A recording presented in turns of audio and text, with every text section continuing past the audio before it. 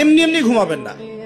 ঘুমানোর আগে বিসমিল্লাহ বলে লাইটটা অফ করবেন, বিছানাটা বিসমিল্লাহ বলে ঝাড়বেন, ঠিক আছে? ওয়াশরুম থেকে পারলে ওযু করে আসবেন। মশারি দিচ্ছেন, লাইটস অফ করছেন, পাত্র যেগুলো আছে সেগুলো একটু ঢেকে রাখবেন বিসমিল্লাহ বলে। দরজা লাগাবেন বিসমিল্লাহ বলে।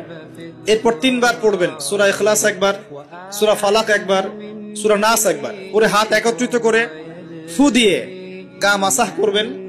এই কাজটা 3 বার করবেন। একবার আয়াতুল কুরসি পড়বেন, সূরা বাকারার 255 নম্বর আয়াত, আল্লাহু লা ইলাহা ইল্লা হুয়াল হাইয়ুল কাইয়ুম, এটা শেষ পর্যন্ত। এরপর সূরা বাকারার শেষের 3টা আয়াত পড়বেন, লিল্লাহি মা ফিস সামাওয়াতি, এখান থেকে ফানসুরনা আলাল কওমিল কাফিরিন পর্যন্ত।